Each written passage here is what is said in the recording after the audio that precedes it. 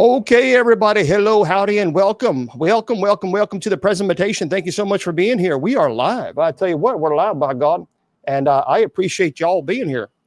Oh, I got to push this button too. That would be good. There we go. I always forget that button. Well, happy Friday to you. Hopefully you're having a good Friday wherever you are in this brutal world. And as you can tell behind me, the backdrop means we're having Paranormal Friday.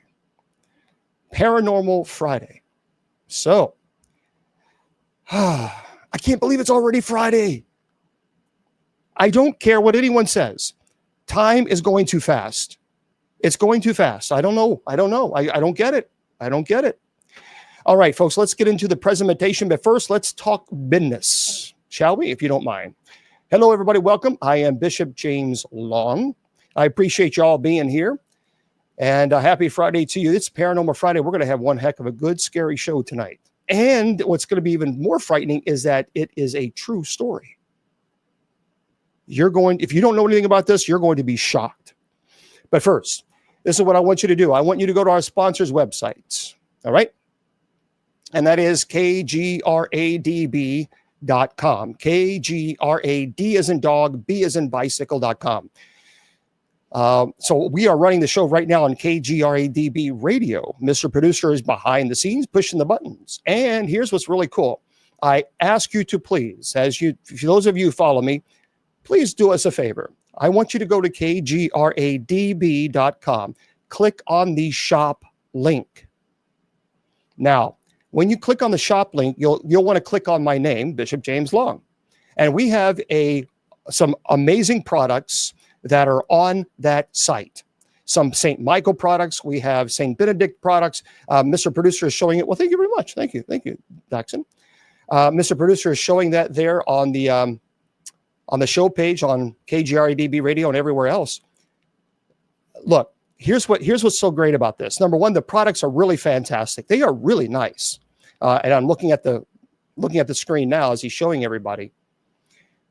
100% of the profits that would go to me for KGRADB Radio selling these products, we as a community, we're donating to the MKS Kids Foundation. They're an orphanage. They're in Uganda. They are a nonprofit organization. They are not government funded. They are privately funded, and they need help. Right now, they need help. So your dollar goes a long way. And of course, some person who, of course, does nothing else better to do but to insult people said, well, why don't you do anything about the homeless? As if you can't do both. So let me go slower for that individual who actually said that. We can do both. And as a matter of fact, I've had a homeless ministry for 20 years. Have you? Do you? No, you don't. But you have this, don't you? Again, typical. You know, it's always these people who run their mouths and have nothing really to say that's intelligent. So before I was rudely interrupted and sidetracked, just ignore those people. They really offer nothing to the conversation. However, I do strongly encourage you to please, guys, I don't receive anything from you going to KGRADB radio. I don't receive it. I don't receive no benefit from this whatsoever. The benefit that I receive is knowing that as a community, we are helping the MKS Kids Foundation, an orphanage in Uganda. I know Abram, the director. You can tell he just has a beautiful soul. He really does, and he cares about these children. And I think it's great. So, Mr. Producer is still showing. I mean, really, some of these products are amazing. They're really nice. Okay, so I'm at 100%. And guys, look, it's zapping, and I'm telling you now, before you know it, Christmas is going to be here.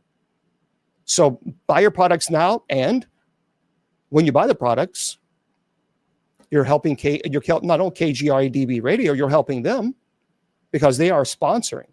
We love the KGRADB Radio family. So you help KGRADB pay the bills, and you also help MKS Kids Foundation. My goodness, you're doing really a wonderful, wonderful thing by going to that shop. So again, kgradb.com,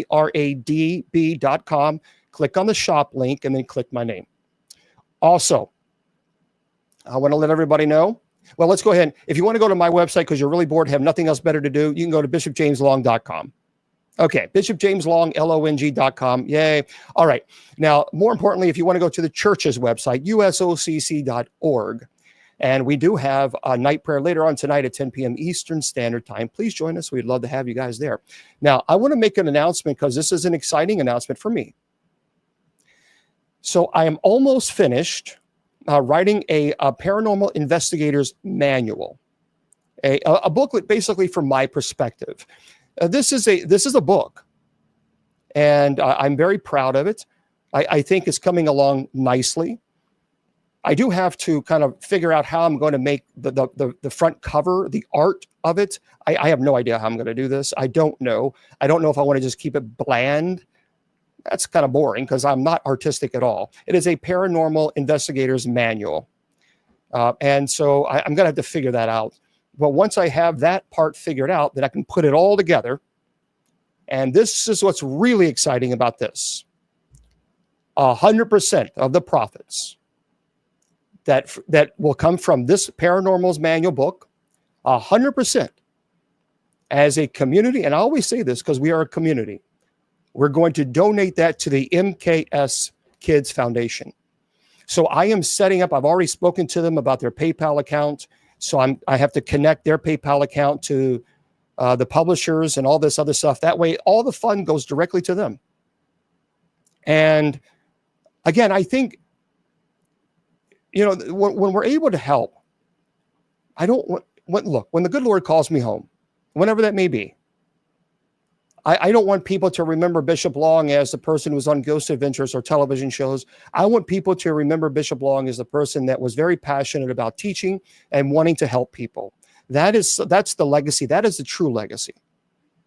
That's the real legacy that I want to leave behind. I'm not planning on going anywhere time, but look, that's the point. And that's a real legacy because people don't care how much you know until they know how much you care. And that is the God's honest truth. And when you touch people's hearts, that's when, thank you very much. Thank you, Jessica. That's when you make a difference.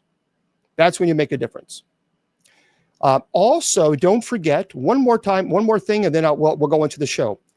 Please do me a favor and go to my friend's Bishop Greer's website, ourstfrancis.org. Okay? As a matter of fact, I'm going to go there just to make sure that I'm giving you all the correct information, ourstfrancis.org. So they are an old Catholic independent community. And if you click on the outreach button and the Human First Outreach, they have a beautiful homeless ministry. And they have an Amazon wish list. They also have, you can donate to their community too. But if you go to the Amazon wish list, what they'll do is they put care packages together and they pass that out to the homeless community in Georgia where they're located. You know, I get it. I get it. Money's tight for a lot of people. I understand that. I get it. But if you can help out, that would be wonderful. And they would appreciate that too. So again, ourstfrancis.org. And you just click on that outreach button. And then when you do that, it takes you right to you'll see the Amazon wish list. Okay? You know, Mr. Producer, maybe that's what we should do. Thank you, Mr. Producer's right on. He just read my mind. He's showing everybody now on KGRADB and everywhere else. And that's what you got to do. Just click on the outreach button. And then it says Human First Outreach. And there you go. And it doesn't matter. Look, it doesn't matter if we all have different political points of view. Some people are conservative. Some people are liberal. Some people are moderate. It doesn't matter. What matters is I don't care if a person is ultra liberal. I don't care. I don't care if a person is ultra conservative. I don't care if a person is moderate. The fact they can be any of those things and they're still doing beautiful work by helping the homeless. And for those of people who say, well, we shouldn't be helping the homeless, they should be helping themselves. Why don't they just go to a homeless shelter? I was a homeless shelter manager for 5 years at a shelter, a homeless shelter. And let me just give you a little heads up on that. The reason why a lot of homeless do not go to shelters is because when you go to the shelters, you're required to surrender all of your weapons, things that protect, that will protect you when you're on the street. Because when you're on the street, it's dangerous. And many times you don't get those things back. And that's just unfortunate, but that's the way it is. So a lot of people would rather live in the streets because you got to understand, when you're in a homeless shelter, if it's full, they turn you away. And then now you're on the streets again and you have nothing to protect yourself with. So I used to be a shelter manager. I'm fully aware of why people don't do this. And I understand. Okay. So, all right. Anyway, so let's go on to our ends. And many times they don't accept pets. Yeah, many times they do not. All right, folks, let's get into our presentation because we have a fun show tonight. A lot of people don't know about this, but boy, when you hear about this presentation, you're going to be shocked. I promise you, this is going to be one of the things that you're going to want to know more about it. And I'm just pulling up this. So bear with me while I do this. 1 second. My iPad is being cray-cray. But anyway, yeah, while I'm looking for this, don't forget kgradb.com. Click on the shop link and click on my name. And then if you do that, you can buy all the products there, as many products as you can, and that would be absolutely beautiful. All right, I don't know where this thing is. I don't know. There it is. Okay. We got to play this music that sets the tone, Okay.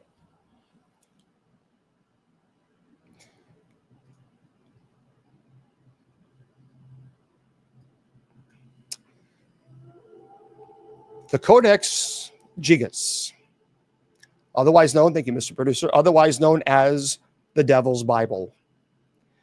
So the Codex Gigas, and Mr. Producer is showing that on everybody on the other KGREDB radio and everyone else listen to this.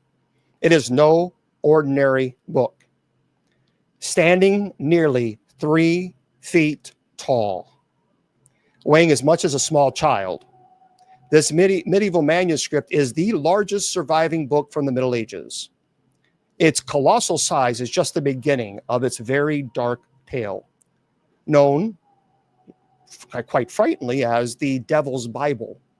Now, legend has it that this book, mysterious book, was created in a single night, not solely by human hands, but with the sinister aid of the devil himself.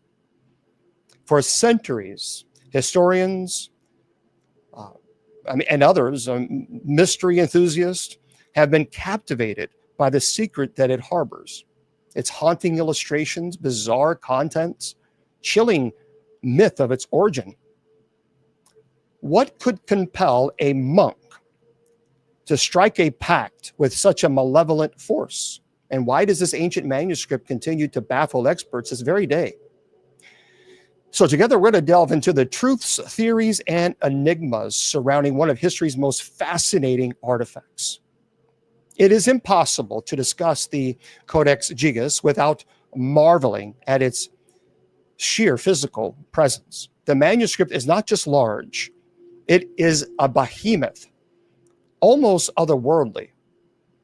Imagine trying to lift or even open such a book, standing again 3 feet tall, over 1.5 feet wide, weighing an astonishing 165 pounds. It rivals the size of a small door. In the Middle Ages, even a standard manuscript could only weigh a fraction of this. And the Codex Gigas was clearly not meant for casual reading. It was an artifact of power, reverence, perhaps even intimidation, designed to leave an indelible impression on anyone who even dared to encounter it. But its size is not only remarkable, the book is composed of more than 300 vellum pages, each painstakingly crafted from treated animal skin. Experts estimate that creating these pages require the skins of approximately 160 donkeys. This staggering sacrifice of resources raises countless questions. Why would a single book demand such a colossal investment, especially in an era when materials and animals were incredibly valuable? And how could a medieval scribe, long before the advent of modern tools, accomplish such a monumental task? And, really to grasp the enormity of this undertaking, consider this labor involved in the vellum production during the Middle Ages. Preparing just one page required soaking, stretching, scraping, drying the animal hide, and labor intensive in process that demanded skill and very intense precision. Now multiply that efforts by hundreds of pages, and you begin to understand the obsession, perhaps desperation, that drove the creation of this book. Now, some theories suggest that the Codex Gigas was commissioned by an exceptionally wealthy monastery or noble patron, someone with means to secure such an immense quality. Others, however, link its creation directly to the legend of its origin, claiming that only something or someone otherworldly could have orchestrated such an achievement in what might have been an impossibly short amount of time. Now, beyond its materials, the construction of the manuscript is unparalleled. Scholars believe the entire codex was written by a single person, based on handwriting analysis that reveals remarkable uniformity throughout the text. Now, this level of consistency might not seem extraordinary today, but in the medieval world, producing a book of this size by hand, that was a Herculean effort. Monks and scribes often labored in shifts over years, sometimes even decades, to complete such a smaller manuscript. Yet, somehow, one individual is thought to have created the Codex Gigas from start to finish, writing each letter and illustrating each image with meticulous care. It is a feat so seemingly superhuman that it lends credence to the manuscript's sinister legend. Now, the physical characteristics of the Codex Gigas alone make it an enigma. Was it intended to serve as a religious or ceremonial object, a demonstration of unrivaled craftsmanship? Was it something darker, a creation born of obsession, desperation, as the story of the monk's pact suggests? And its towering size, the extraordinary resources it consumed, the manpower, perhaps even the supernatural force required for its creation, all contribute to its aura of mystery. And when you consider the book's unique contents and haunting artwork, it becomes clear that this book is far more than a medieval curiosity. Oh, wait till you hear. It is a window into a world of ambition, belief, and mystery that continues to captivate us today. And one of the most enduring and chilling mysteries surrounding this book is its origin story, a tale that beckons us to explore the shadow of history, confront the darkness that lies within.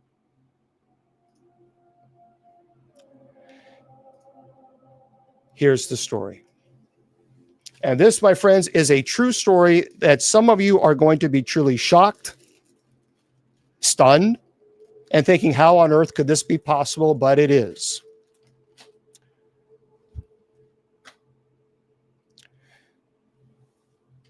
To understand the Codex Gigas, the Bible, the Devil's Bible, you have to begin not with the book, but with a man, a single monk, alone, in the cold silence of a stone chamber in the heart of a medieval monastery. We don't know his name. His identity has been buried by time, but the story survives.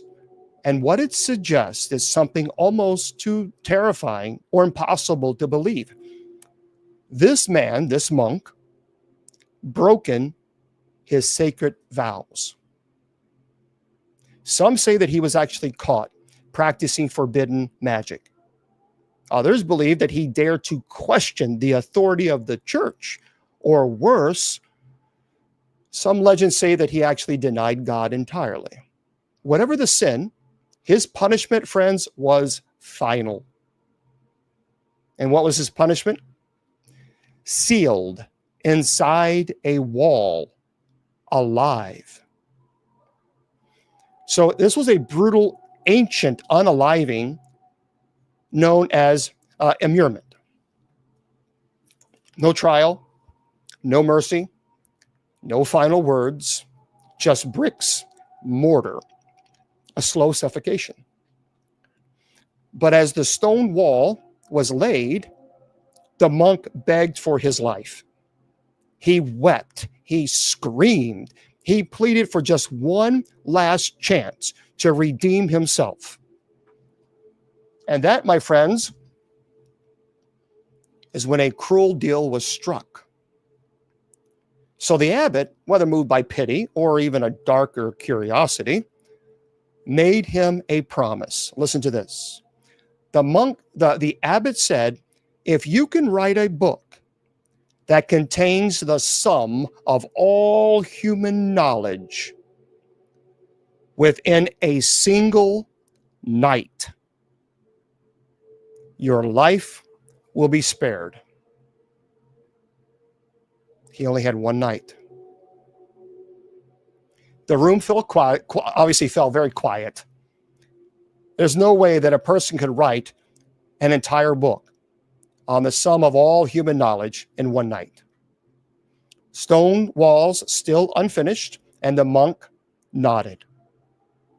So his cell door was slammed shut. There was no way. When I say cell door, in the cell, monks call the rooms rooms. His door was shut and locked. There was no way for him to escape. So let's just stop there for a moment, friends, because what was just asked of him was humanly impossible. There's no way. Now think about it. A book that contains every part of the Bible, every piece of medical wisdom at that time, every historical known fact at that time, he was required to write all that in a book in a single night by hand and by candlelight. This is in the Middle Ages, alone, no help.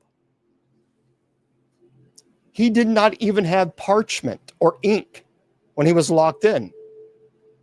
And yet, he started writing. Now picture him. Hours pass, the candle flickers, his hand is probably shaking, his body weakens, knowing that he is about to be put, because he knows he's not going to be able to do this, and he's going to be buried alive by these bricks in a wall.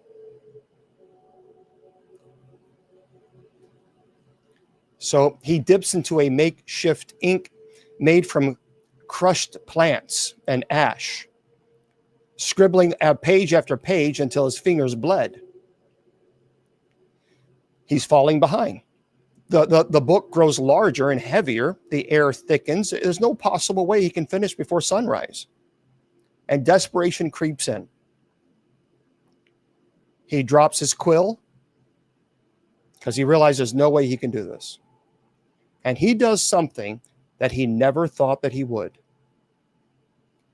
He kneels, but not to God. He begins to pray to Lucifer. Now, this moment is the heart of the legend, the moment where the divine ends and the demonic begins. See, the monk, they say, cried out in the darkness. He was crying, "Help me write this book, and I will give you my soul." The devil listened. And what happened next has no explanation, only fear. Because by morning, the book was finished. Hundreds of pages, every letter precise, uniform, perfect, beautiful. No signs of exhaustion or error, no changes in handwriting. Only one horrifying detail. No one ever saw the monk again. The cell was empty, and the book stood on a stone pedestal, too heavy for one man to lift. The air inside the room smelled of sulfur. And scorched into the wall above the manuscript was a handprint. It was black, 3 fingers, too large to be human. Now, some people say this is a myth, something more. Well, here's what we do know for a fact. The book itself exists. It is real. And what's even more frightening is it matches the tale. It has 624 pages. Each page, as I mentioned, is made from stretched animal skin. As I mentioned, likely the flesh of 160 donkeys. This is important to know. Why? Because donkey, in my opinion, is a mockery of Christ. Because remember, it says in Scripture that Jesus rode into Jerusalem on a donkey because that he was fulfilling prophecy. Every word was written in the same hand. No other medieval manuscript looks quite like the Codex Gigas. It is unnatural. It is too perfect, and it is too large. Now look, it includes the complete Vulgate Bible. So it's in Latin. Oh yeah, you can look this up. Mr. Producer was showing everybody on KGREDB radio. Hold on, I'll get your questions. Hold on, let me get to the lecture. We just started. Hold on. So it includes the complete Vulgate Bible that's in Latin. Perfect. The penmanship is perfect. Guys, I'll get your questions later on. Let me do the lecture. Medieval text, magic formulas, necromantic rituals, and even a list of sins with assigned penances. Everything a soul might need to be saved or damned. The most chilling detail comes much later. You see, deep in its final chapters, a full-page portrait. Thank you, Jelly Bean. One that has disturbed and haunted every single person who has seen it. Mr. Producer, have you? He's probably busy. It's a portrait of the devil, seated, clawed, horned, smiling. Friends, this is not just a book. It is a bargain bound in flesh. There it is right there. Mr. Producer showing it for everybody. Keep it up there. I'll take a quick picture of that and show it everybody on TikTok. Let me take a picture of this real quick. 1 second. There we go. I can show everybody on TikTok. Thank you, Mr. Producer.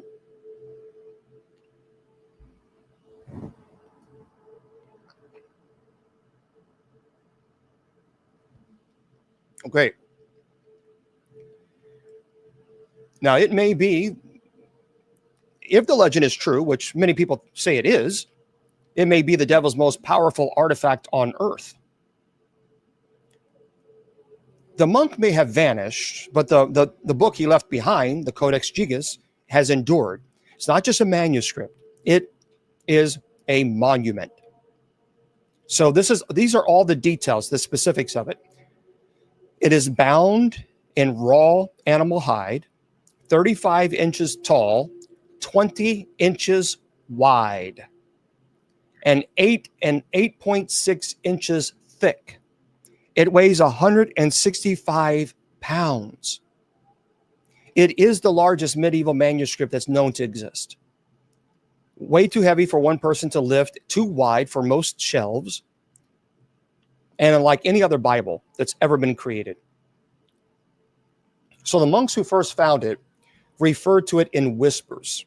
They wouldn't even touch it without wearing gloves, blessed in holy water. And they called it at first the giant book. But even then, they knew there was something wrong with it. So every single page, vellum, it's stretched, bleached, and scraped smooth animal skin. I mean, this wasn't a cow or a calf skin. Most historians agree that it would have taken over 160 donkeys to create this parchment alone. Now, just think about that. No, not scrolls, not pieces bound together later. This was all made at once, prepared for a book no one had ever seen before or since. And then the ink. So the ink is a deep, rich black, still dark and still legible, even after over 800 years. And you think that's the strange part. Well, let's go a little bit deeper into the strange world. In medieval times, monks used what's called gall ink, Gall. It's made from oak galls, iron salts, gum, Arabic. But the Codex Gigas ink, it behaves differently. Modern analysis shows that it contains minerals not found in other surviving texts. And actually, under UV light, certain letters, especially names, seem to glow faintly red, as if marked or chosen. Now, inside the Devil's Bible, you'll find everything. You have the entire Old and the New Testament, a complete Latin encyclopedia, medical text, magical cures, list of herbs and poisons.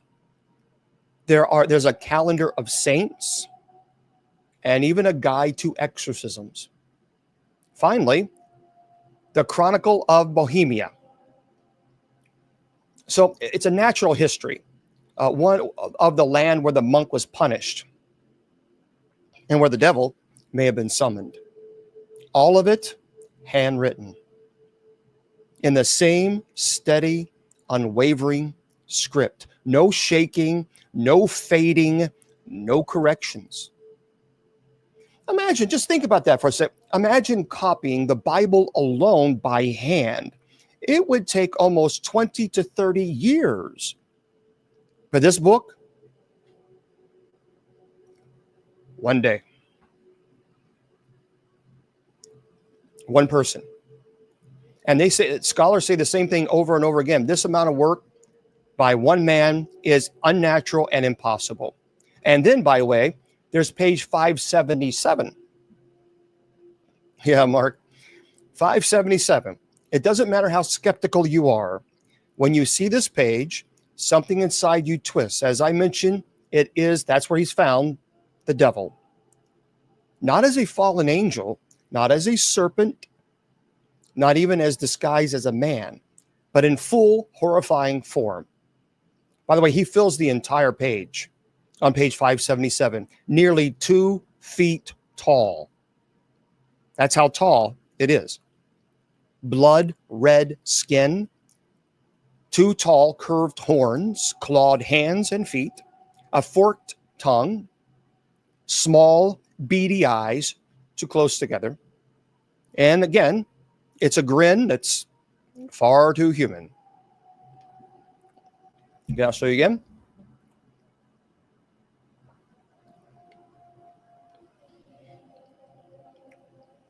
So he, as you see, he sits crouched, knees pulled up, arms bent outward, surrounded by black void. No borders, no symbols, just space. And he's in in a cage, or worse, like he's been invited in. Now, across from him, on the facing page, the heavenly city, drawn in faded ink, buildings made of gold, open gates, a glowing sky, 2 pages, side by side, heaven and hell, salvation and damnation, God and the devil. But notice this, God is never depicted. In this book, there's no picture of Christ, no crucifixion, no image of saints, only scripture, and the devil smiling. So why was this even made? Well, the big question no one can answer is why. Why would someone create this monstrous book? Well, I compiled the entirety of sacred and secular knowledge in one single overwhelming volume. Well, some believe it was created because it was meant to be a weapon, a source of mystical power, a grimoire disguised as a Bible. Others think it's a trap, a prison meant to contain Lucifer himself. Thank you. And a few have even whispered that it was a gift, not for man, but the Antichrist, a map to remake the world page by page. But whatever the truth is, the fact remains, this book exists, and it should not. Its size defies reason. Its completion defies time. Its purpose, whatever it was, is still unfolding. And page, by the way, 577 sits quietly. Thank you there, Susan. For those of you who keep wanting to know where it is, page 577 sits quietly in a sealed glass case in Sweden. But when you stand before it, you feel it watching. Not the book, but him, the one inside. Many people who say that they've seen this thing feel like that there is something in the room with them. And some people say if you stare too long, you might find that that grin grows wider. Now, we've talked about what this book is. We've explored the impossible way that it was created. We've looked at the ink, the skin, the devil smiling on page 577. It is just look up Devil's Manuscript. That's the easiest way. Yeah. So, but here's one thing. Here's where things begin to change. Because the book just doesn't exist. See, it moves, it leaves a trail. Wherever it goes, something terrible seems to follow. And this part of the story isn't about pages, it's about bodies, fires, war, a pattern of destruction that's never been explained.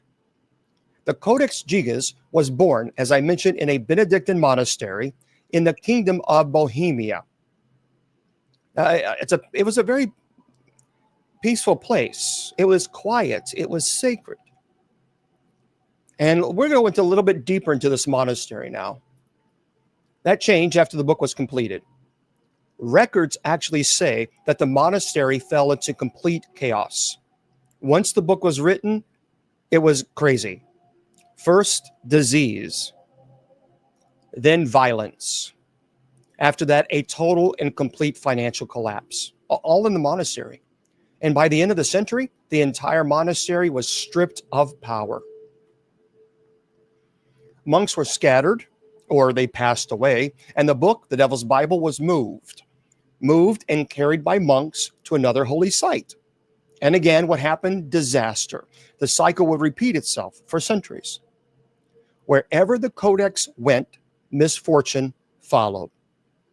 Okay.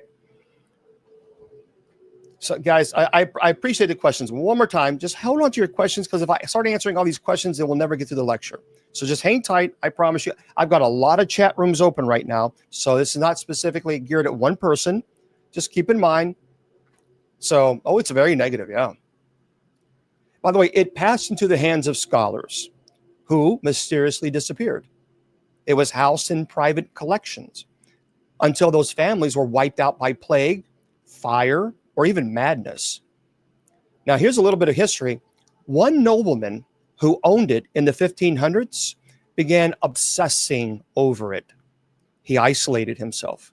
He stopped speaking, and one morning his servants found him deceased at his desk with a smile carved into his face.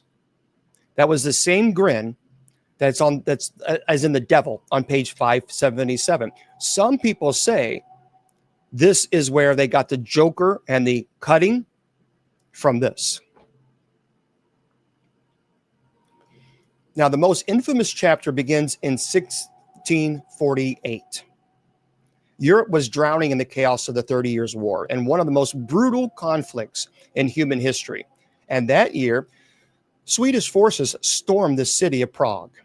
Inside the city, the Codex Gigas. And Swedish soldiers took it as a spoil of war. It was paraded through the streets like a trophy. But days later, the unit that seized it was completely ambushed and unalived. No survivors. The general who had taken possession of the book, he actually developed seizures and paranoia. And he died in agony less than a year later. So the Codex was sent to Stockholm, locked away in the royal castle. And guess what happened? That's when the fire came. Thank you there, Tammy. A mysterious fire tears through the royal castle of Stockholm. Thousands of irreplaceable texts burned. The library completely destroyed. But guess what did not get destroyed? The Codex Gigas. It survived. Everything else destroyed. Witnesses actually claimed that they saw the book thrown from a third-story window, thrown as if by unseen hands. And when they found it in the ashes, not a single page was burnt. Not one letter smudged. It was untouched. Now, the librarian on that day, Johann Scheffer, was never seen again. Now, some say, said that he escaped. Others that he never made it out of the library. That his screams could be heard long after the fire was out. So how does a 165-pound, 3-foot-tall manuscript survive a castle fire unharmed? How is it thrown from a burning window without damage? How does it always walk away from when everything around it is destroyed? Well, historians chalk it up to luck, preservation, maybe even superstition, but the pattern continues. Now, in the centuries since that fire, those who've worked closely with the book, translators, archivists, historians, every one of them all report strange experiences. Some have reported hallucinations, nightmares, chronic illness, sudden deaths, and one repeating symptom across centuries.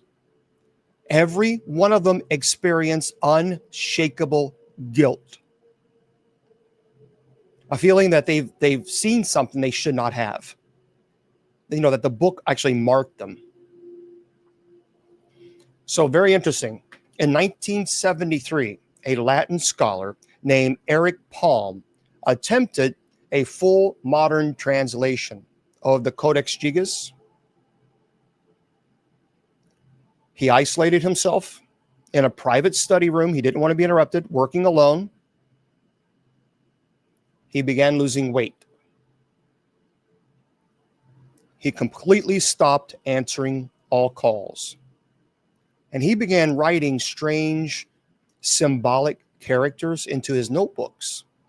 And one day, the library staff found the door to his study locked from the inside, and they broke it down. He was gone. No sign of struggle, no broken windows, no exit. Just a single sentence scratched into the wall beside his desk. He is free now. So, is the Codex Gigas cursed, or does it contain something we're not supposed to understand? It has outlived nations. It has burned castles to the ground. It has haunted men until their minds actually broke, and yet it endures behind glass in a silent library in Sweden. Now, but some say the curse doesn't live in the book. It lives in you. Once you've seen it, once you've read its pages, once you've looked into the devil's face, actually looked in the book, so don't get nervous. People are like, oh my gosh, you just showed the picture. No, you have to actually see it there. You never truly walk away. If the Codex Gigas was simply a historical oddity, a large medieval Bible, it would sit quietly in a museum, admired and forgotten. But people keep digging. They keep examining, and the deeper they go, the darker the book seems to get. This isn't just about ink and parchment anymore, friends. This is about what's underneath, what might be hiding between the lines. Because buried inside this massive book are whispers of something far more disturbing. It is a coded system. It is a set of rituals, possibly a doorway to something that was never meant to be opened. As we go deeper into this book, again, the handwriting alone, experts have confirmed, remember that the entire book, 624 pages, was written by one hand. Not just one person, but one unwavering, mechanical, disturbingly perfect hand in one night. That's not possible. Even the best scribes shows signs of fatigue. Thank you. Small changes in pressure, angles, or letter shapes, but not there, not in the book. From page 1 to the final sentence, the script is identical. It doesn't drift. It doesn't waver. And if it wasn't written by a human being, as if it wasn't written by a human being at all. Some believe, I think this is proof of the legend, that a demonic force took over the monk's hand, or it replaced it entirely, writing through him, using him like a puppet. And if you believe that, then you have to ask, what was it really writing? That's $1 million question. Right. Yes, no. I'm getting a stupid headache, not because of the book, because I just have headaches.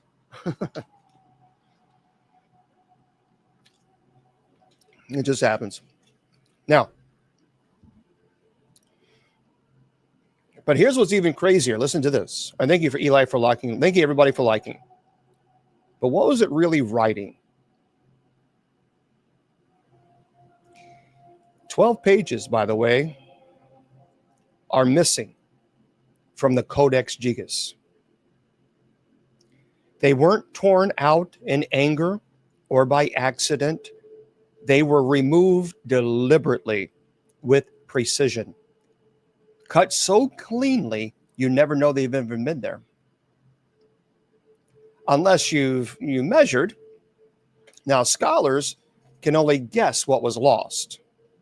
Some say those pages include forbidden knowledge, rituals so dangerous the church tried to erase them. Others believe they included names, demonic hierarchies, sacred spells meant to bind spirits. Well, there's another theory that the missing pages were instructions, not information, activation. A guide to using the book, not just reading it. So in 1980s, a group of cryptographers began analyzing the Codex Gigas as a part of a larger effort to decode historical documents. And they weren't paranormal researchers, friends. They were mathematicians, rational, scientific. But what they found shook them to the core. Listen to this. Certain letters scattered irregularly through the manuscript appear to follow a non-random pattern. Again, some was in red ink, some slightly offset, some spaced unnaturally. They ran frequency analysis. Ooh, this is getting good. What came back was a message fragmented, incomplete. This is what it said. I see what you seek. He waits. Name him.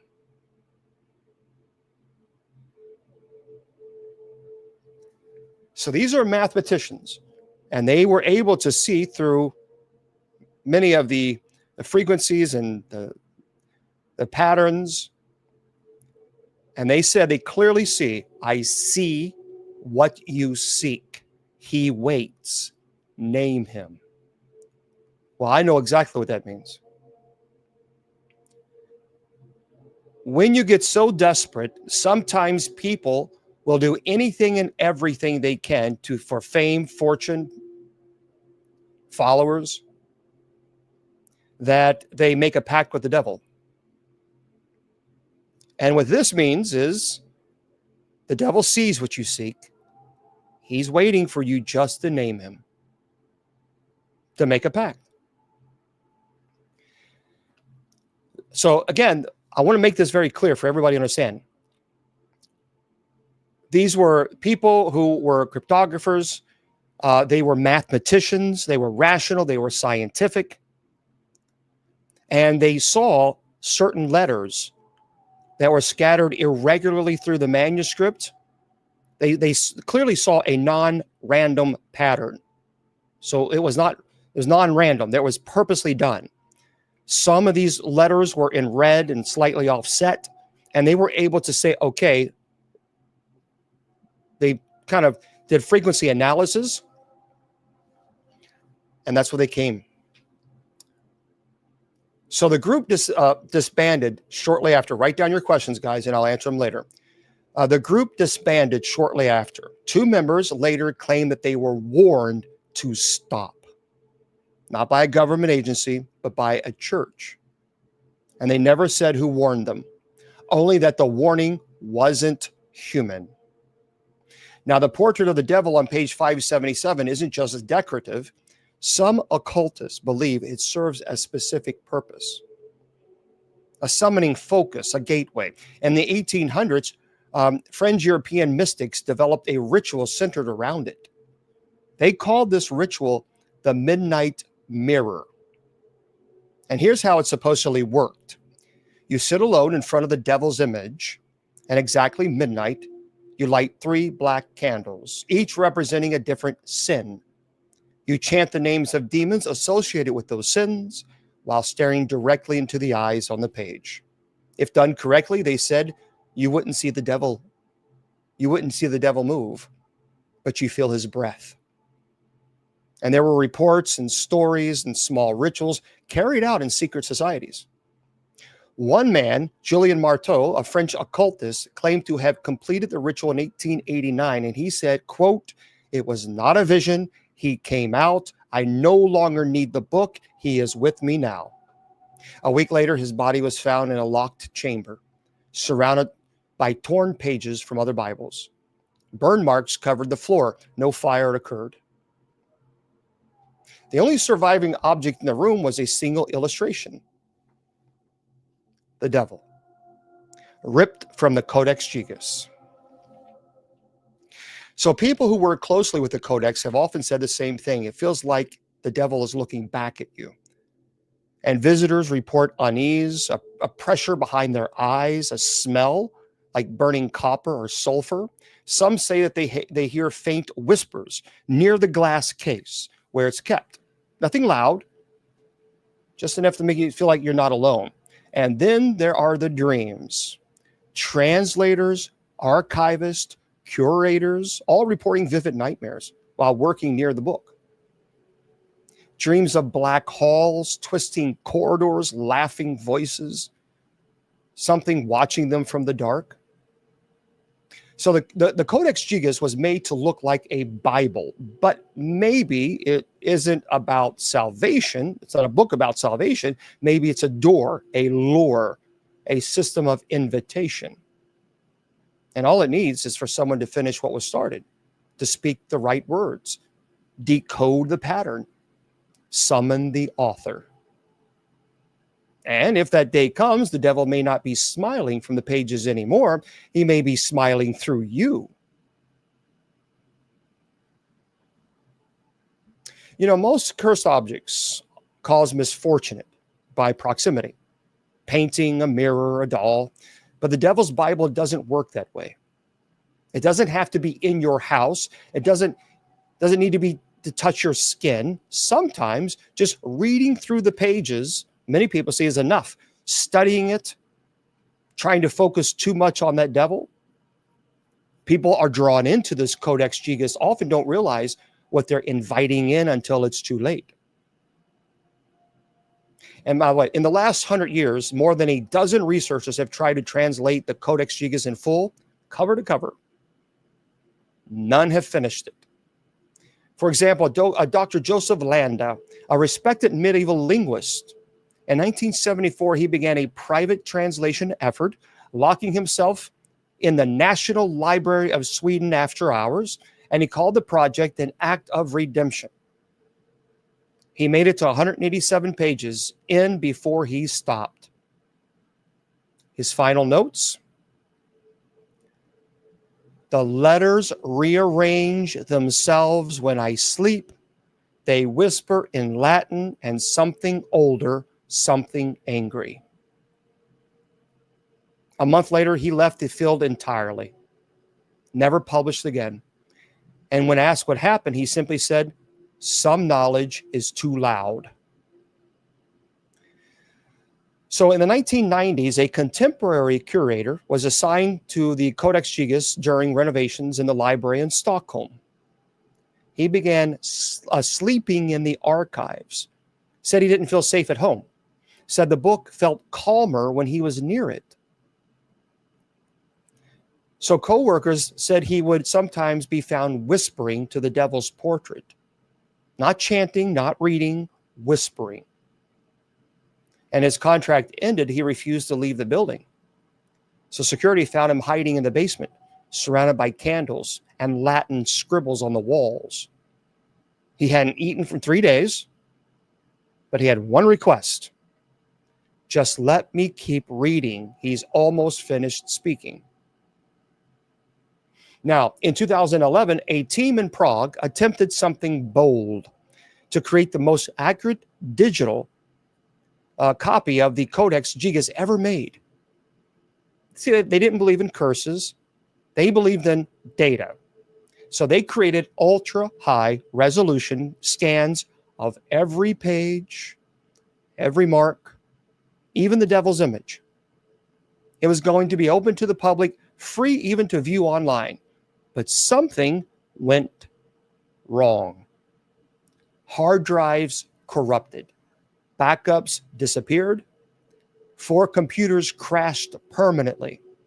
2 team members fell severely ill. One was diagnosed with a rare neurological disorder. And when the project lead, Aliska Novak, was asked if she would try again, her response was immediate: no, he doesn't want to be copied.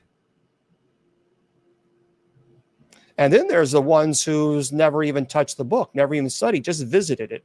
Tourists, casual readers, late night researchers who stumbled across an article like, this one that was written, the people have written in from around the world describing the same things.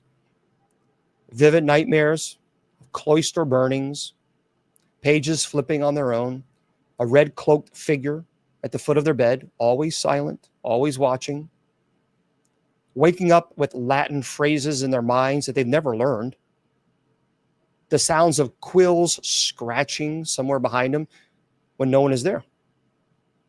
Now, one woman claimed that she had a dream where the devil from the Codex smiled and then crawled out of the page. And he whispered something in her ear. She woke up with a nosebleed and the number 577 written on her bathroom mirror. Remember, 577 is where the devil's picture is. She had never even heard the Codex before, didn't believe in anything paranormal, but now? So she says, I don't go to sleep before sunrise. I don't own any more books anymore. So why does the Codex Gigas seem to punish those who get close? Some believe that the monk who wrote it wasn't just trying to save his soul, but trying to trap something inside. A binding spell, a cage, a prison. And every time someone opens the book, reads from it, studies too deeply, they're not just gaining knowledge, they're chipping at the lock. Now, one scholar actually once said, quote, there are books that tell you things, And then there are books that remember you. So the Devil's Bible may be one of the latter. And once you've been remembered, once you've seen him staring back from that page, you might wonder who's watching you. So now the Devil's Bible is kept under glass, locked away in the National Library of Sweden, monitored, preserved, cataloged. That doesn't mean that it's safe. It only means that it's quiet for now. But while some view it as a relic of medieval superstition, others believe something very different. See, they believe the Codex Gigas is still alive and it's still waiting to be finished. Now, some people say that the manuscript contains 310 pages. Well, that can't, it's more than that. One page is missing. Scholars have long debated what was there. Some believe that it was a continuation of exorcism rituals. Others suspect a confession or a prophecy. But those who work closely with the Codex say that the last page wasn't torn out, it was never written, as if the book was meant to continue by someone else, by you. So in recent years, by the way, there has been a spike in visits to the Codex Gigas. Tourists, historians, occultists, TikTokers, people want to see the devil. They want proof, or they want a thrill. Curators have noticed something strange. Visitors fainting, equipment glitching, in the worst cases, people obsessed after leaving, returning over and over until they've been banned from the building. One American woman was caught pressing her forehead to the glass, whispering, "If I can remember the script, I can finish it." She never studied Latin, and that's what it's written in, but the words were real. In 2017, a small order of Benedictine monks issued a rare public statement. Quote, "There are pages that should not be turned." And they were referring to the Codex Gigas. Others aren't so cautious. In certain occult circles, it's believed that the Codex is an unfinished contract and that the person who completes it will receive the monk's reward. And nobody can agree what that means. Some say immortality, others say madness. Some say, some whisper the worst theory of all, that whoever writes the final page becomes the book's next prisoner. But it is sealed. It's displayed, it's sealed in a climate-controlled room. It's often referred to quietly as the room of silence by the staff. Guards say that the air feels heavier there. Phones actually die faster. Even their voices sound muffled, like the sound is being absorbed. Here's what's really interesting. One night in 2021, the building's security system caught something disturbing. A camera that was trained on the devil's page showed movement, not in the room, but on the page itself, a shimmer, like a distortion. The image flickered just for a second. Reviewers dismiss it as a glitch, but one guard quit the same week. He never explained why, and his resignation letter, he wrote 5 words: "I know what I saw." These are stories you tell at Halloween. Tales of thrill to spook to entertain, and then there are stories like this. Stories you find yourself remembering at night. Stories that leave you with a feeling that you can't shake. That maybe, just maybe, some doors are real, and some are already open. Now, if you search online, you'll find digitized versions of the Codex Gigas. It's there. They have it up now, folks. You can look at every single page. You can zoom in on the devil's face. You can even print them, copy them, study them. Just know this. The monk who wrote the Codex gave up his soul to finish it. So if you go looking into the devil's Bible, you may just be invited to write the next page. And when you do, don't be surprised if he's already waiting. And that, my friends, is your presentation on the Codex Gigas. That's crazy, isn't it? The fact that this is a true story makes it even more troubling. I just, that is really the backstory of that with the monk living in complete isolation. And he was giving a death sentence. He couldn't escape. So as midnight approached, the sheer enormity of the task, it became very apparent. Realizing the impossibility of the promise, the monk turned to the unthinkable. He invoked the devil himself. And according to many people, Satan answered his desperation plea. I don't know. It's what we do know for a fact. Here's what we know for a fact. Handwriting analysis reveals that the book was indeed written by a single individual. It is evidenced by the remarkable consistency of the entire script. The very flow of ink onto the vellum pages points to one scribe behind this monumental work. And that's where it doesn't make sense. I mean, it was just insane. And this could be, in order for this to, there would be decades to complete this. Yeah. I would absolutely be interested in learning this book. Sure. No, you're not going to have nightmares for listening to it. There's nothing. The nightmares come when people get around the book or they start looking it up, and then they start looking through all the pages. And Mr. Producer's probably saying, "Oh my gosh!" And he's probably closing it. Probably because Mr. Producer behind the scenes is probably online right now looking at the book. Mr. Producer, put the book away. He probably is, Mr. Producer. He's probably online right now, looking it up right now and looking through it. And now when Bishop Long says, yeah, but if you look through it, you might be possessed. So good job, Mr. Producer. That's why it's kind of been haywire lately. But thank you there. Thank you very much, kindness. But this is insane. Thank you for the gifts. Well, thank you, kindness. Goodness gracious, it's very kind of you. I mean, the myth of the monks, the history or the belief of the monks pact with the devil, it continues to captivate us. Because I think it reflects something timeless, our fear of the unknown. Well, thank you, Michelle. Thank you, guys. Our fascination with the extraordinary, our attempts to explain the inexplicable.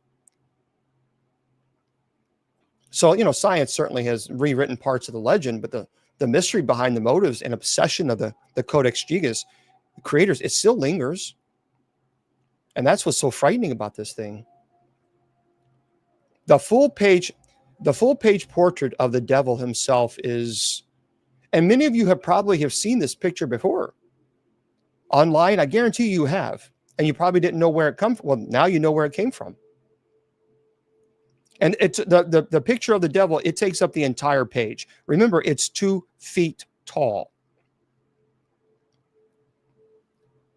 It is 2 feet tall. Yeah. And the devil's grin, by the way, the devil's grin is given an entire page, devoid of distraction. Mr. Producer is showing that. It is huge. He's showing that on social media, on a KGRDB. Yeah, it's they sell it on Amazon. Really? No, are you serious? Let me check this real quick. I hope not.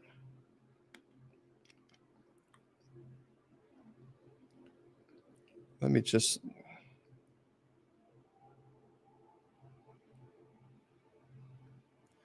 Well, I see it.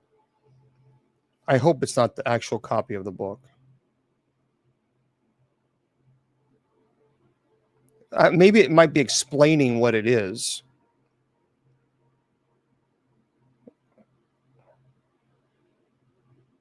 Wow.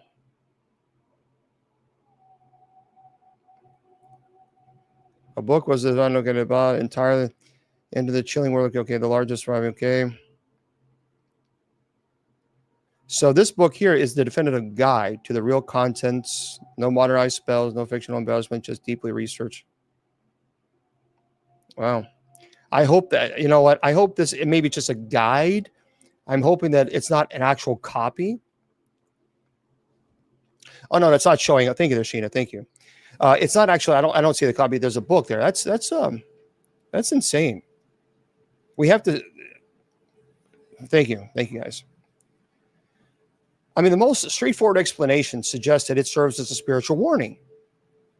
And by presenting, remember, the devil in all of its horrifying glory, the image, I think, reinforces the dire consequences of sin and the omnipresence of evil, even within a text designed to who knows. But this is, I think, the esoteric possibilities. I mean, could the inclusion of the devil's image have served a ritualistic or protective purpose? Remember, in medieval times, it was not uncommon for texts dealing with exorcisms or demonic law to feature imagery of demons, not as a celebration of evil, but as a way to symbolically bind or control those forces. But the Codex Gigas contains several texts on exorcisms and the invocation of spiritual protection. Yeah, Mr. Producer, hold on, let me turn you up.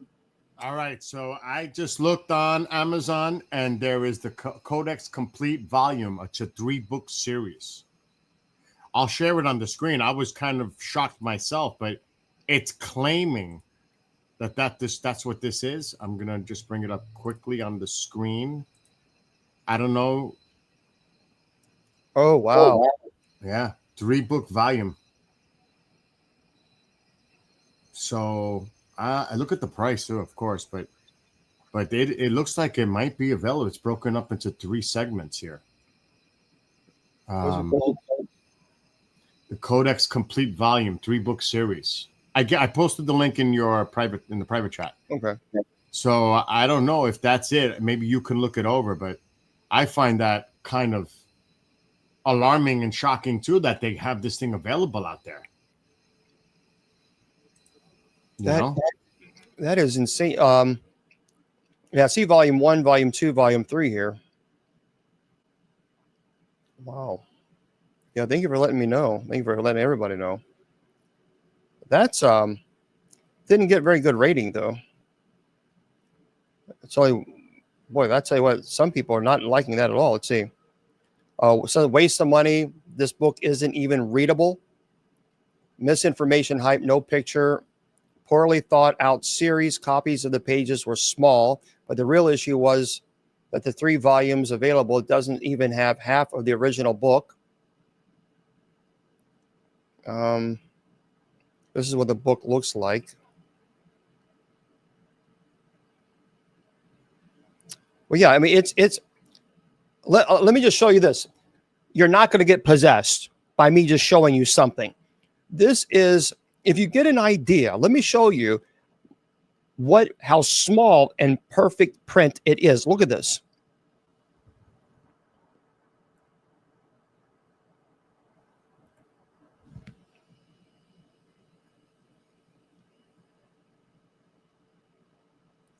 You see that? That is profound. And so that a lot of people don't like it because you can't read it. I think there are probably, I would bet you somewhere online, I would bet you there is a translation that you could probably find. My advice, don't do it. Just don't do it. This is really, we don't know. It's again, I would never do anything that I would think that would possess anybody, folks. So I think we're going to be okay. No one had, unless you're reading Latin and studying it. That's the point. When people go into the book and start studying it and reading what it says, that's when they have issues. That's when they begin to have problems. And I tell you what, it really is the devil's portrait in the Codex. It triggers. It's transcended. It's yeah. Go ahead, Mr. Producer. You were right.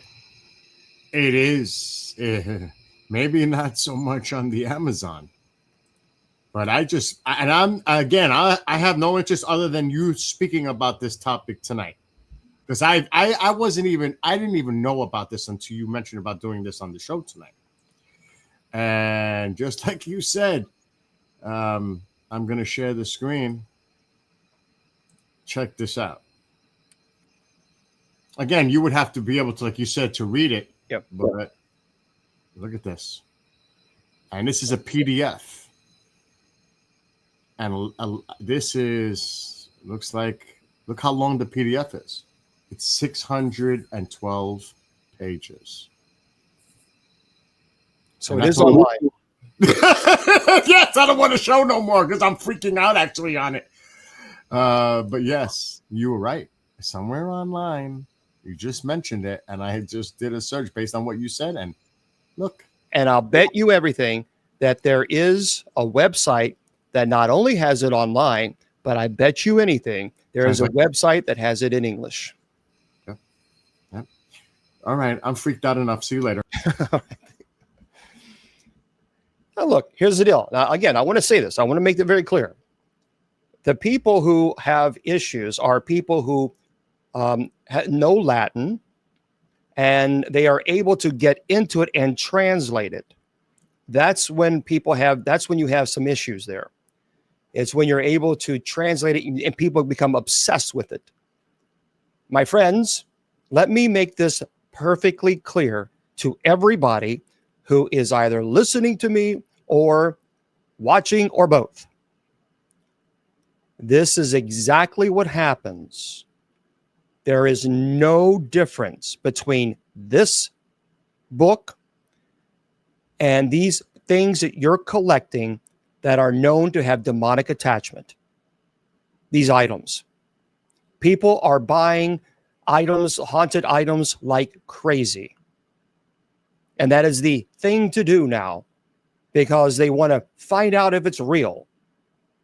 Friends, do you not understand? It is the same thing.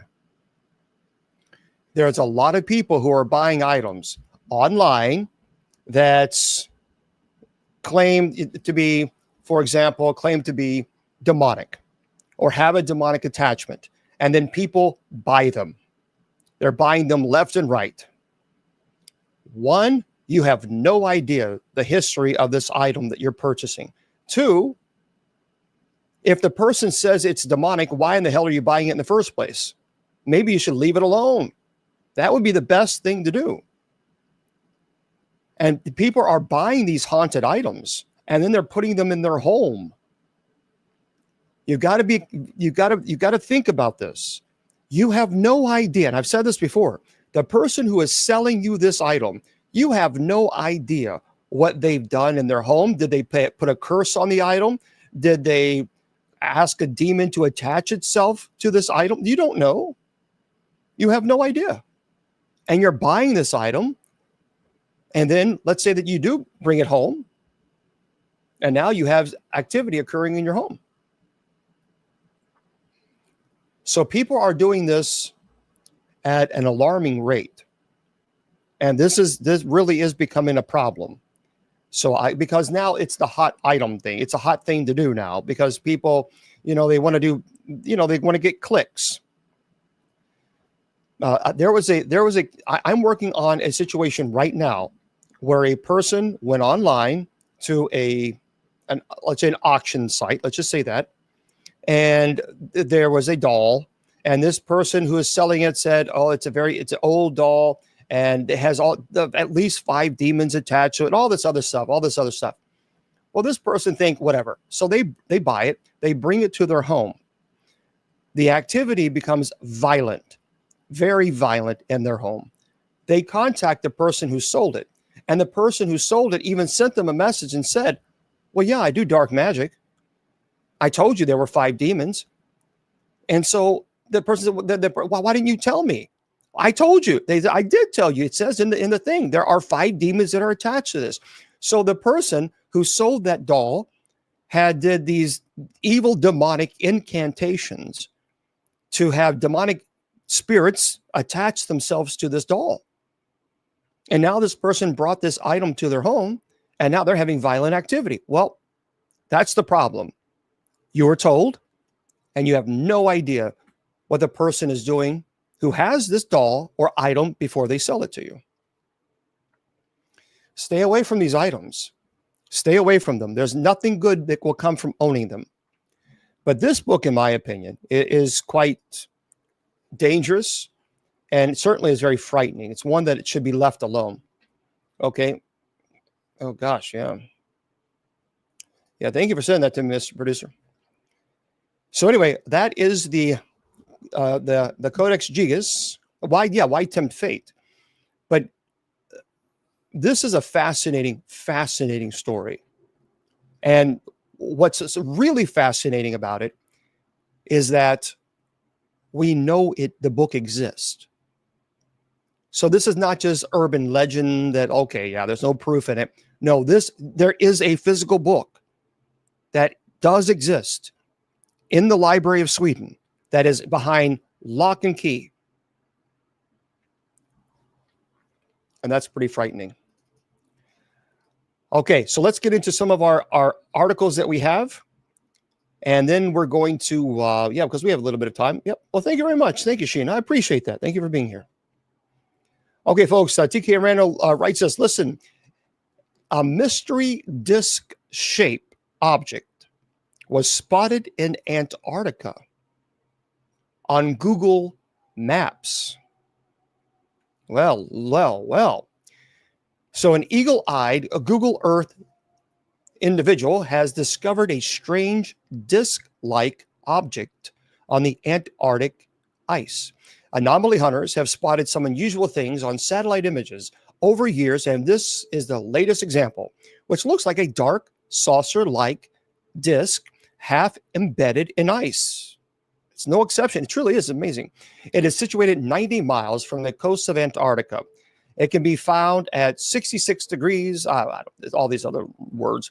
It is located 45 miles from Mill Island and 6 miles from the A.B. Dabrowski Polar Station. Of course, given its distinctive disc shape, it didn't take long for social media users to begin suggesting that it is some sort of crashed UFO.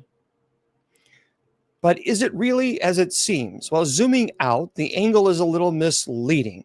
It is possible that the disk is actually an area of shadow or of a rock formation that just happens to look circular from above.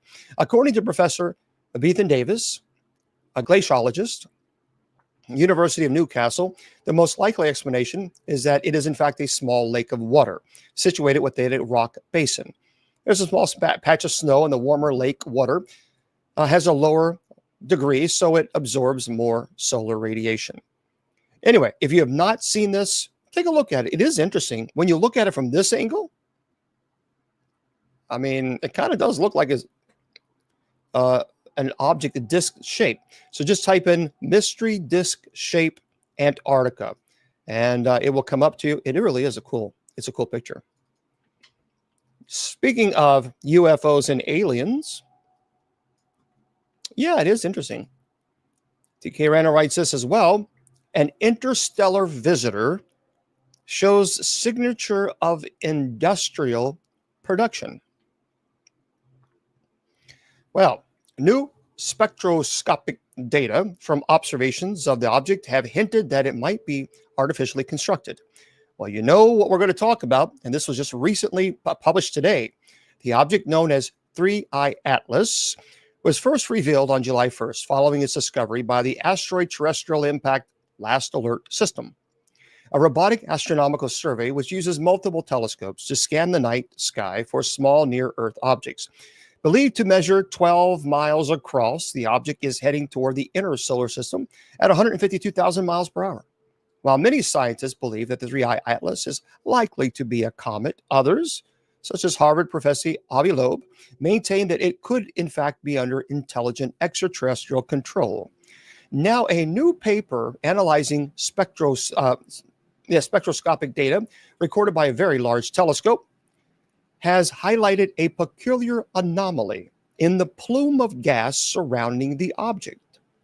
Most notably, it seems to contain nickel, but not iron, which, according to Loeb, is something you would typically expect to see in the industrial production of nickel alloys. Quote, natural comets generically show iron and nickel simultaneously as both elements are produced together in the ejecta of supernova explosion, he wrote. Is this anomaly another clue for possible technological origin of 3I Atlas? The paper suggests chemical formation through the nickel, the channel, which is an extremely rare and exotic possibility in comets, where it is a standard technology for industrial nickel refining. So, could this be further evidence that the GI Atlas was artificially constructed? On the one hand, I would be pleased if 3I Atlas turned out to be a CO2-rich comet, implying that humanity is not at risk from alien technology, Loeb wrote. But, on the other hand, humanity desperately needs a wake-up call to avoid self-destruction. So, again, we just simply don't know what this is, but I know what it is. I have said, when it first was talked about, Nerd Bishop Long said, this is a comet. I've said it, I'll still say it, and I'm not going to, I'm not changing my story. I do believe in alien life. A lot of people talk about that. Just, okay, iron. It's one of those iron things. Iron. Here's why I believe that alien life exists. I'm in Kentucky with it.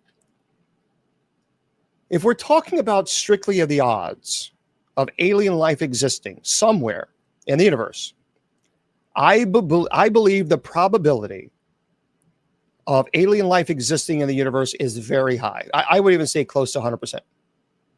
And based on what we know about the size and composition of the cosmos, I would say it's 100%. Here's why. Listen to this. This is pretty fascinating. Because I'm a space nerd, I kind of know this stuff and why I know this information. But did you know that the observable universe contains an estimated 200 billion to 2 trillion galaxies? The observable universe, what we can observe, contains an estimated at least 200 billion to 2 trillion galaxies. Each galaxy has, on average, about 100 to 400 billion stars. So a significant percentage of those stars have planets.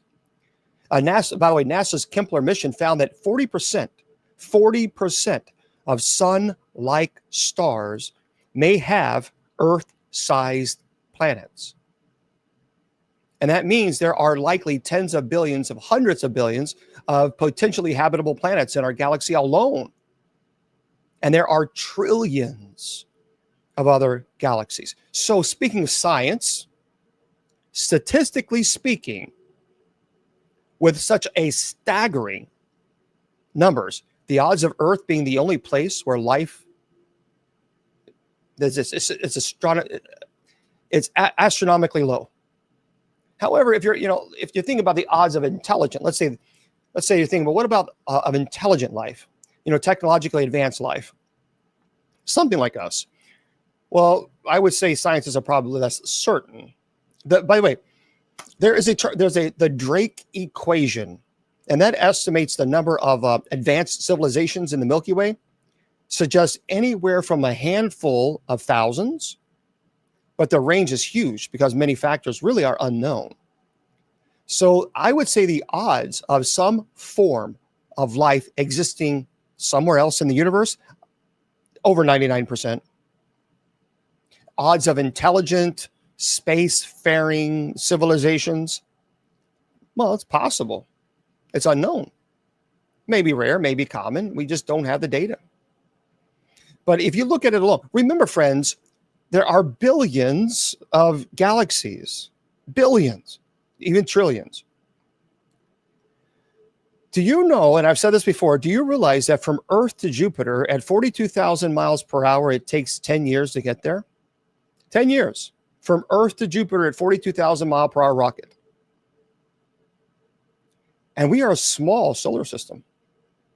We are a speck of dust in the universe. And there are billions and billions of galaxies just like ours. So it's pretty fascinating, though, when you think about it, isn't it? Oh, by the way, if you want to buy a robot, well, guess what? You are in luck. You are in luck. Mr. Producer has about 4 of these.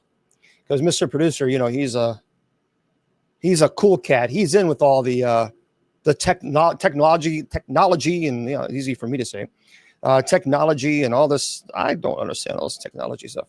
Well, thank you very much. Thank you, Sheena. Thank you, Sheena. Okay.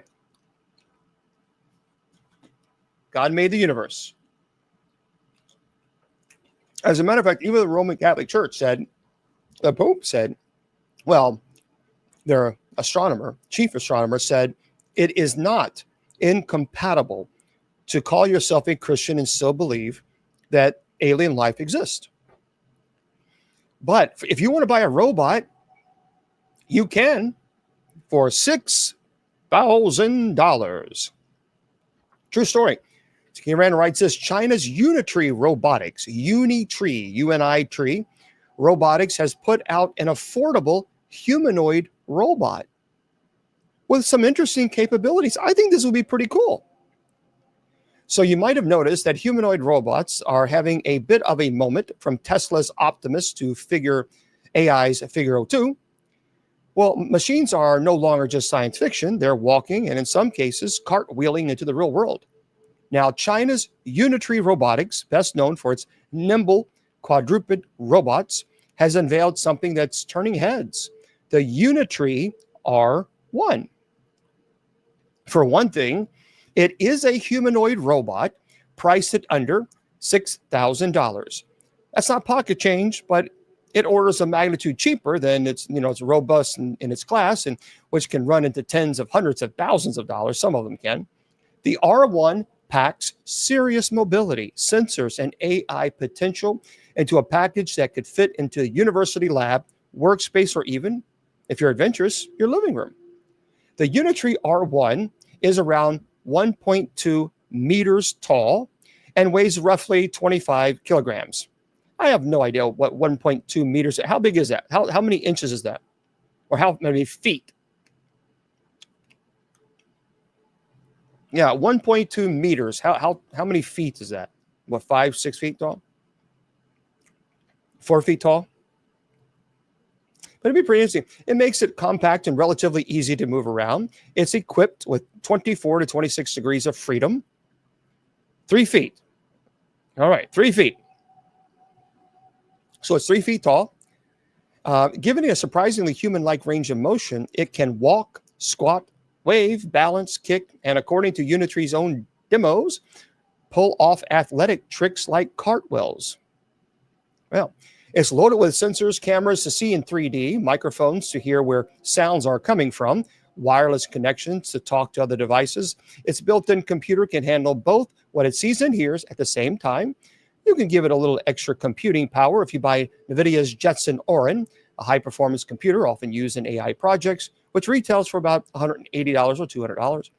It's like adding a turbo boost that lets a robot handle more demanding tasks, such as advancing image recognition, real-time decision-making, running complex software, etc. Battery life is about a whopping hour. 3 feet 11 inches? An hour. So battery life is about an hour. A quick release system that lets you swap in a fresh battery. It's not a full day's work, but it's enough for short bursts of training, testing, or demonstration. That's a hell of a lot of money for $6,000 for an hour. But, I mean, you can swap batteries in and out. Nonetheless, here's the thing. While the R1's hardware is impressive, the software is still finding its feet. For example, Unitree's website says that the user still needs to understand the limitations of humanoid robots before making a purchase, reflecting constraints of the robot's autonomy. This is not unique to Unitree. It's the state of the humanoid robotics field as a whole. So if you want to buy one for $6,000 that lasts an hour and that's fun, go for it. Yeah, when it starts cooking and cleaning and all this other stuff, now, okay, now we're talking some business stuff. But yeah, come on. That's just, a lot of people say that the Bible is just a fiction book. There's a lot of people say that. Well, those people don't know history because that's just simply not true. For those of you who don't know, T.K. Randall writes this: there is now evidence of biblical Canaanite industry unearthed in Israel. Well. So archaeologists have discovered the remains of an ancient blade factory around 40 miles south of Tel Aviv. The impressive site, which stretches over a large distance, was thought to have been once home to a sophisticated workshop where long flint blades were produced in large numbers. In addition to examples of these blades, archaeologists found the huge stones that were used to shape them, as well as hundreds of underground pits lined with mud bricks that served as storage areas. Evidence of dwellings in ritualistic spaces were also found. The discovery is particularly significant because it confirms descriptions in the Bible of the Canaanites, the original settlers of the region who lived there until the Israelites arrived and took it over. The most impressive findings discovered at the site are large flint cores from which extremely sharp, uniformly shaped blades were produced. Wow, the blades themselves were used as knives for cutting and butchering, as harvesting tools like sickle blades. And the production technology was extremely advanced, including the use of a kind of crane to exert precise pressure on the flint. Well, looky there, everybody. Say it ain't so. Say the Bible is actually true. Oh my goodness gracious. What are the hater gators are going to say about that one? Yeah, they're not going to like that. Pity. Okay. Right.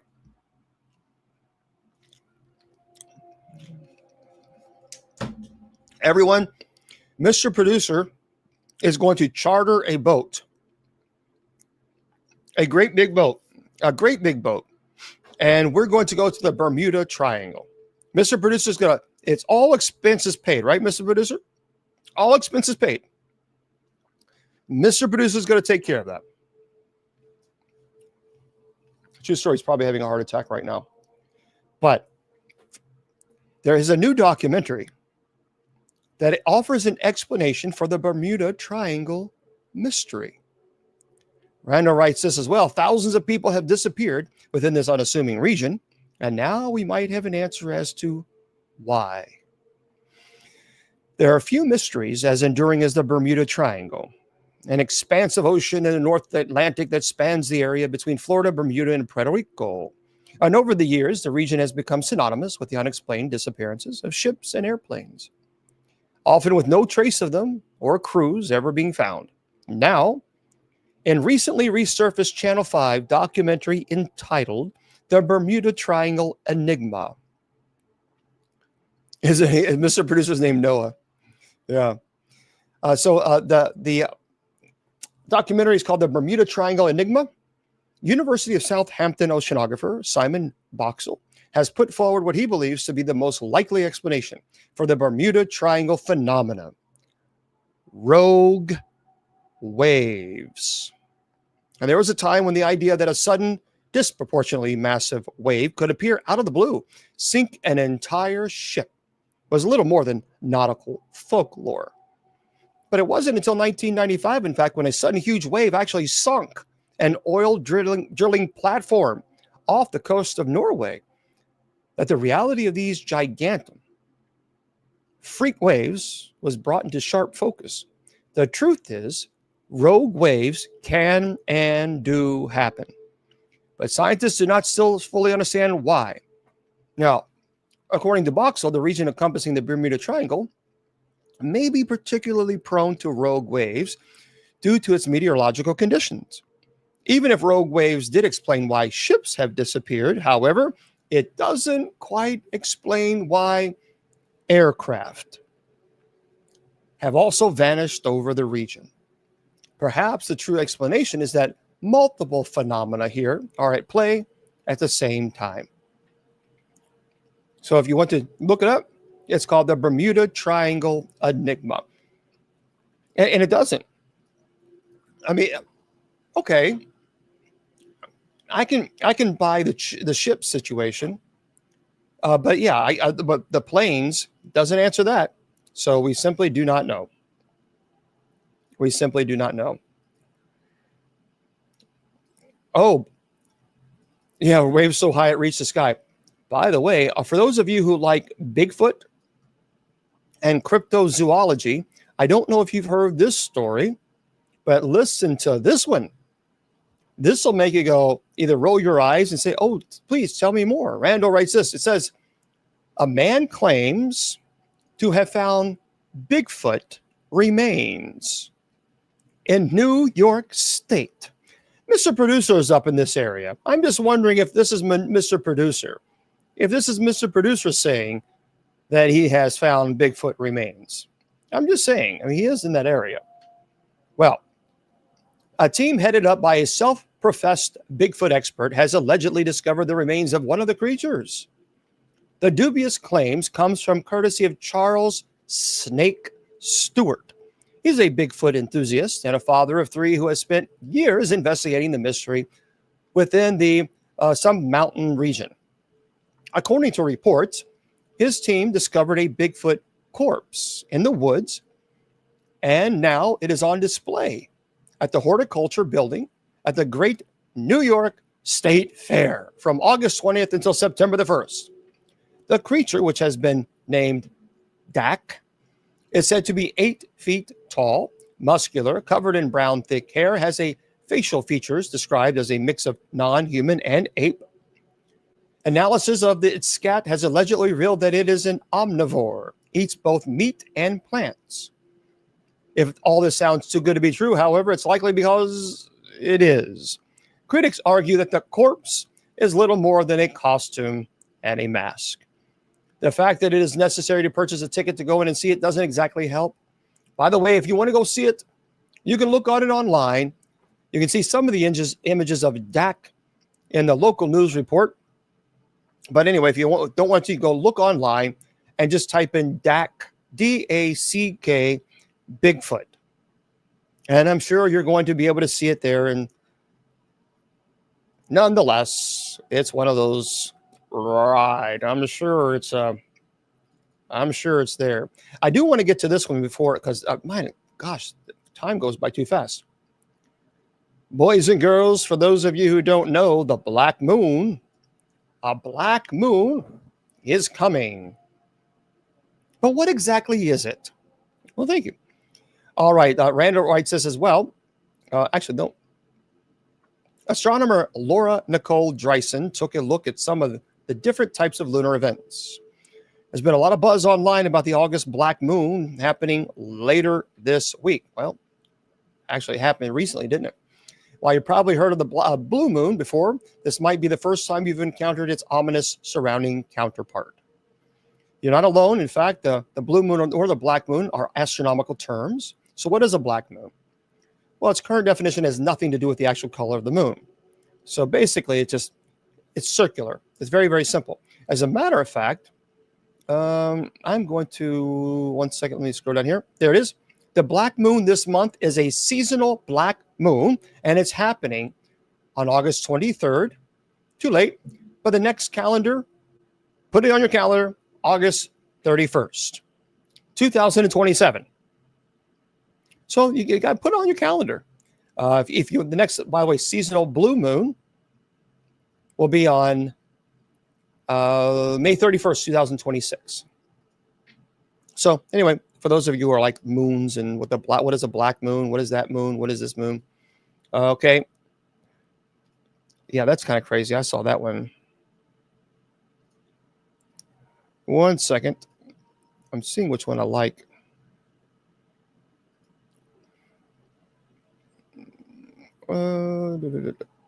Okay, we have just a few more minutes to wrap up here. So I want to share this one. This is very strange. This is written by Samantha Rutt. A mysterious California UFO group offering angels to alien sermon and mind evolution forced to deny cult claims. Known as Alien Church. It exists, friends. The organization combines elements of religion, art, and extraterrestrial belief, according to its founder, who calls himself Mercury. The LA storefront features, I've got to go. I'm going to be going to Los Angeles. The LA storefront features a glass walled space, minimalist neon signs, flashing words like art and love, alongside merchandise such as t-shirts, trucker hats, water bottles branded H2O Holy. So anyway, a crucifix depicting an alien, not Jesus. And the message, if you believe in Jesus, you believe in aliens, can also be seen displayed above in the entrance.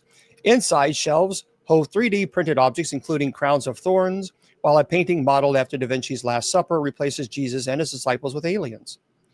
The collective hosts events ranging from the weekly TGIF interfaith sermons on topics like from angels to aliens to nightly energy healing sessions. So anyway, one member, Isaiah Dupree, even claims he was abducted by aliens as a child, and he demonstrated a magnet sticking to his finger, which he says proves that he was implanted by extraterrestrials. In one image, published by San Francisco Gate, Dupree can be seen shining a light through the flesh of his finger, where he believes a piece of metal was inserted under his skin during an alien abduction. The Alien Church founder describes the center of multi-purpose space, one that can function as an art gallery of artists, a venue for performers, and a special place for positive actions.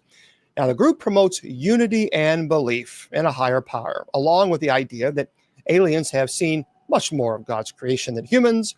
And Mercury told San Francisco Gate that he hopes that one day develop a missile capable of putting out wildfire in minutes. Anyway, Mercury attains that the center is privately funded through his other businesses, including print manufacturing and a truck rental service. He says no profit, and the merchandise sales are intended to help support the space. So if you go there, it's actually an alien church. That's what it's called, Alien Church. All right. Wow. That's interesting, isn't it? That is interesting. All right, so let's just wrap this up here. For those of you listening to this on podcast, we're going to say goodnight to you guys. As well, let me just shut this down. Yep. Okay, there we go. Yeah, that's what happens. Okay, everybody, I want to remind you, listen, we're going to be here tonight at 10 p.m. Eastern Standard Time for night prayer, so hopefully you'll join us. We'd love to have you guys there. Remember, I tell you on KGREDB Radio and all the other social media platforms, your value does not decrease based on someone's inability or refusal to see your worth.